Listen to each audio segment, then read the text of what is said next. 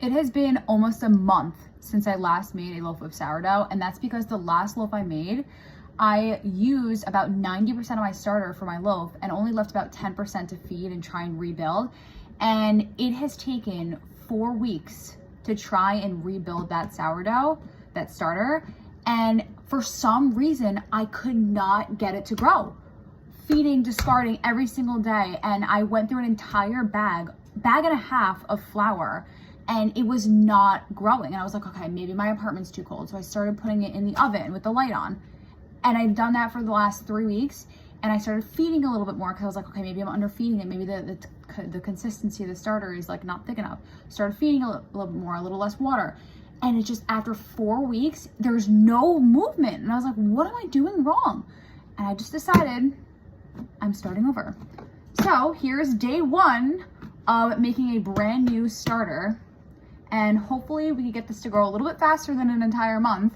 But I'm taking everyone on this journey of making this brand new starter. Something that I didn't do last time in my original starter was measure. I think I'm just gonna do everything the correct way this time, and I'm going to actually measure my flour and measure the amount of water I'm putting in. So I'm starting off brand new starter with 1/2 cup of unbleached all-purpose flour.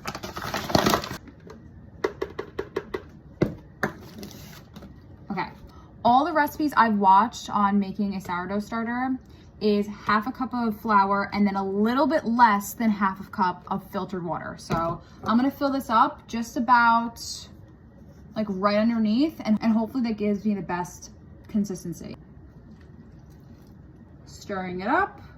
You want almost like a pancake batter, very thick, where you could like turn it upside down and like it does not move. It's looking a little bit dry. I might need just a little bit more water. Literally just the tiniest amount of water should do the trick.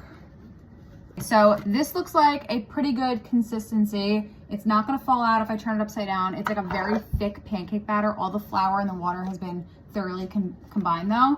So I'm gonna go ahead and put this in the oven with the light on, not the oven on. I'm gonna put this in the oven with the light on and come back tomorrow with the results and for the day 2 feed.